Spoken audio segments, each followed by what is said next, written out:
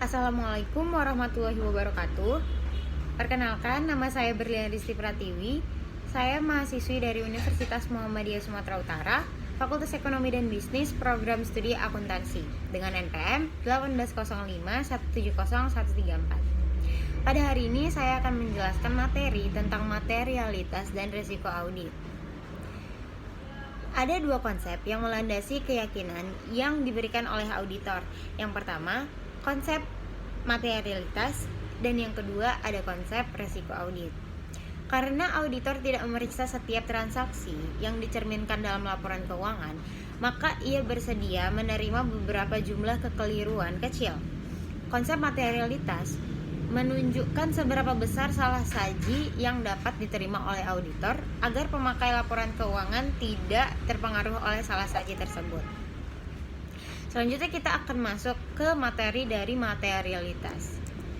Materialitas adalah besarnya suatu penghapusan atau salah saji informasi keuangan yang diperhitungkan situasinya, menyebabkan pertimbangan yang dilakukan oleh orang yang mengandalkan pada informasi tersebut akan berubah atau terpengaruh oleh penghapusan atau salah saji tersebut.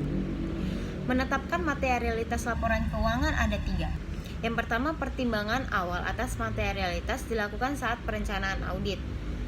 Yang kedua, pertimbangan awal atas materialitas laporan keuangan merupakan jumlah maksimum salah saji yang diyakini auditor tidak akan mempengaruhi pengambilan keputusan pengguna laporan keuangan. Yang ketiga, auditor menetapkan pertimbangan awal atas materialitas untuk membantu merencanakan jumlah bukti audit yang dibutuhkan sebagai dasar memberikan opini selama pelaksanaan audit. Yang perlu ditebalkan di materialitas ini adalah semakin rendahnya nilai materialitas yang ditetapkan oleh auditor, maka semakin banyak bukti audit yang dibutuhkan. Selanjutnya masuk ke resiko audit. Definisi dari resiko audit adalah resiko bagi auditor untuk membuat kesalahan dalam memberikan pendapat atas suatu laporan keuangan karena gagal mengungkap salah saji material. Adapun unsur-unsur resiko audit, yang pertama resiko bawaan, yang kedua resiko pengendalian, dan yang ketiga ada resiko deteksi. Di resiko bawaan merupakan suatu kerentanan suatu saldo akun atau golongan transaksi terhadap suatu salah saji material dengan asumsi bahwa tidak terdapat pengendalian yang terkait.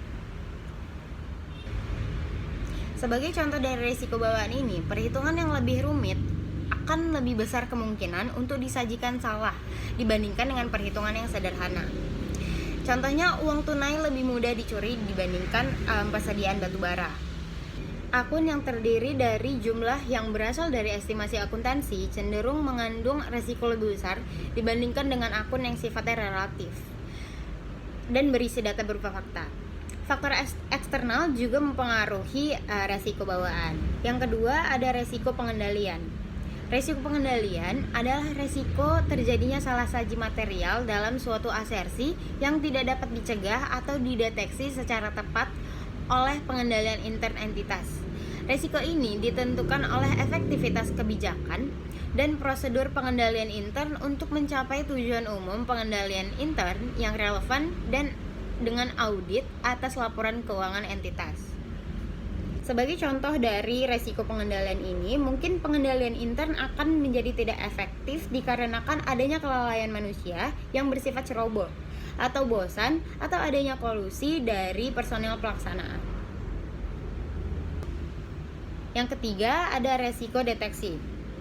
Resiko ini disebabkan oleh kegagalan auditor dalam mendeteksi salah saji material setelah audit dilaksanakan sesuai dengan standar auditing. Risiko ini timbul karena ketidakpastian yang ada pada waktu auditor tidak memeriksa 100% saldo atau golongan transaksi, dan sebagian lagi karena ketidakpastian yang ada, walaupun saldo akun atau golongan transaksi tersebut diperiksa 100%. Sekian presentasi tentang materialitas dan risiko audit dari saya. Mohon maaf jika ada salah kata. Assalamualaikum warahmatullahi wabarakatuh.